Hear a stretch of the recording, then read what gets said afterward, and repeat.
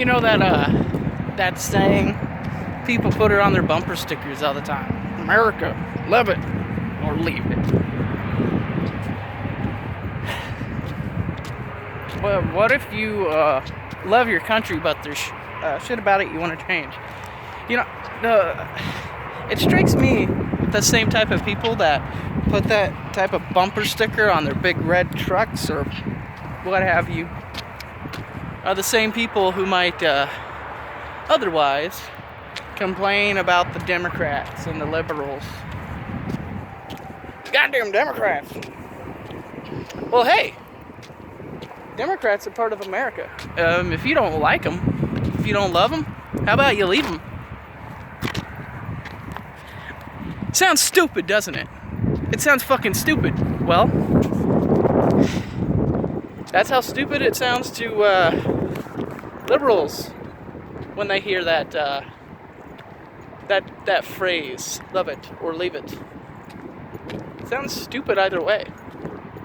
Because you don't have to love your country in order to live there. I mean, I want to love America. There's a lot of flaws with America. When it comes to the drug war, especially. You know, my wife always says to me, it's like, I want to get the fuck out. I want to leave this country. And you know what? I can't really fault her. In fact, I get it. I understand.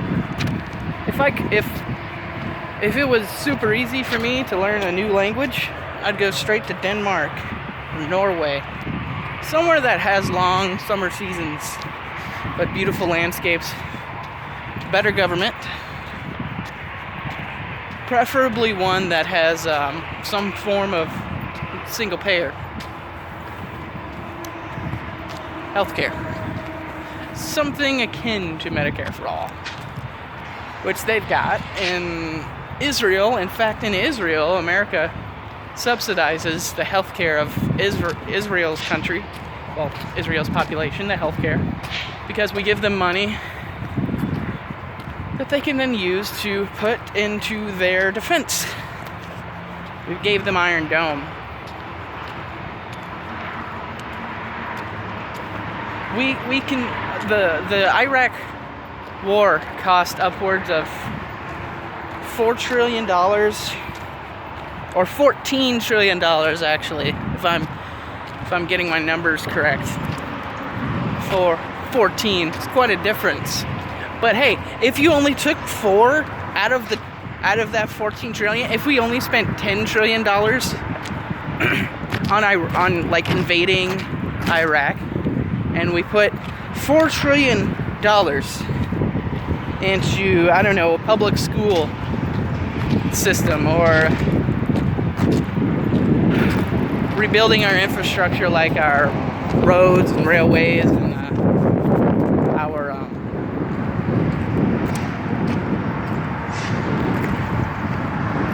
you know, that could go a long way. I mean, it could. Like, I don't think there's any reason to doubt that if we just took a little bit of money, if we just took $5 million out of every single bill that's passed to give the military-industrial complex more money, I guarantee you, we would have such a better economic system. We would have a lot more happy people. We'd probably have less unemployment. And fucking, for the love of God, see, the one reason, the next best thing to getting out of America, if I don't love it, the next best thing is to go to the most progressive state you can think of. Washington. And no, not that Washington. I'm talking about Washington State. I'm talking about Seattle, where all the scary anarchists are, where all the dirty hippie liberals all conglomerate, congregate. fucking word did I say? I meant to say congregate.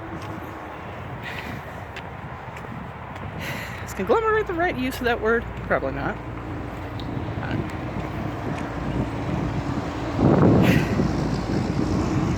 I think, you know, with my mental illness, my mental health, it could have been weed that was causing my social anxiety and depression and negative self-thoughts. But I noticed that any weed that I get here, it's whenever I get high, I start getting panicky. And if I can work on restructuring my reaction to pot, like, I don't know, probably not. That's probably just a pipe dream, or faux science. It's not anything, but I've heard a lot that, you know, the more someone takes weed, some people, to some extent, don't need it anymore because their body starts telling them that, hey, I don't want this.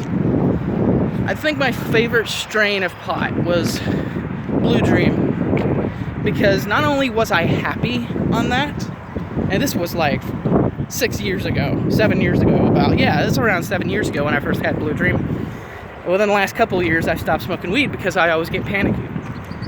But that just might have to do with the strains that are available here. Whenever I smoke Blue Dream, that bird has like a cool red wing, and red and white wing, and he's black. The rest of it's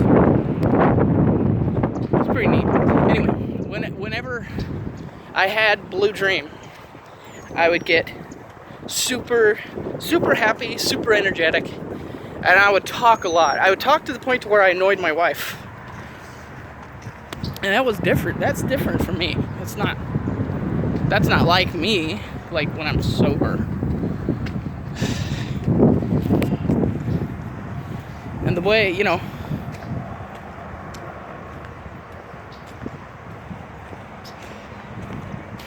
I think, you know, and in Oregon, which is right just south of Washington, hell, they legalized, they decriminalized psilocybin mushrooms, and they legalized it for therapeutic use. So psilocybin therapy, that's something I want to try, because I want to go to a state like Washington where the minimum wage is higher, where people just often, it seems like people care more there. And I don't know, maybe that's just an outsider's perspective. But the minimum wage is higher.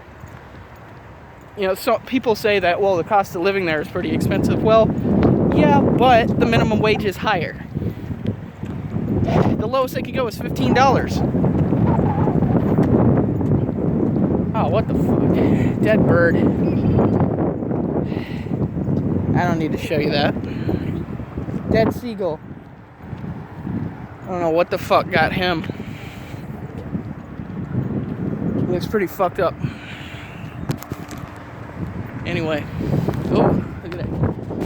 It's getting cloudy. I'm walking towards the stormy weather. But yeah, what was I saying? Yeah. I want to go somewhere where poverty doesn't feel like such a fucking torture. Like, I'll live poor if I lived poor but comfortably poor. Like, there's no such thing as comfortably poor, you know? There shouldn't be any such thing as poor. And I want to go somewhere where I feel like I can thrive. I don't feel like I can thrive where I am now. I feel like I can live, I can survive, but like, am I really living if you're surviving?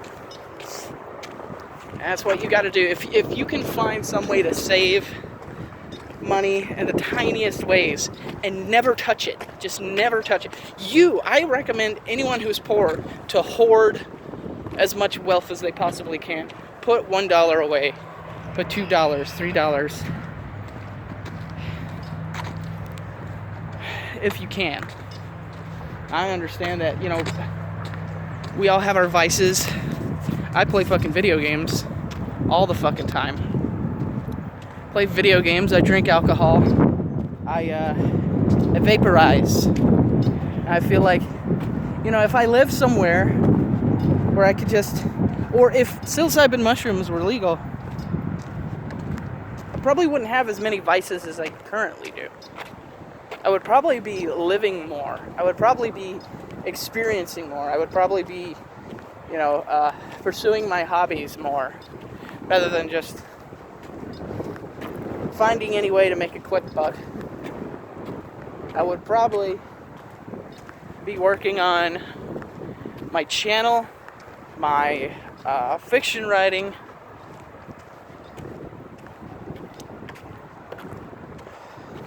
I would probably learn how to draw.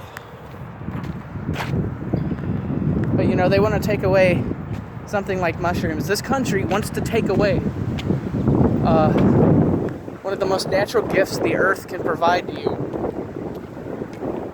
One of the most mind-altering, in a positive way, mind-altering substances that can change your complete outlook on everything. They want to take that away because they don't want people thinking too much. I think that's the problem. If you think too much, your government despises you. And they want to keep you from changing. They want to keep you from growing as a person.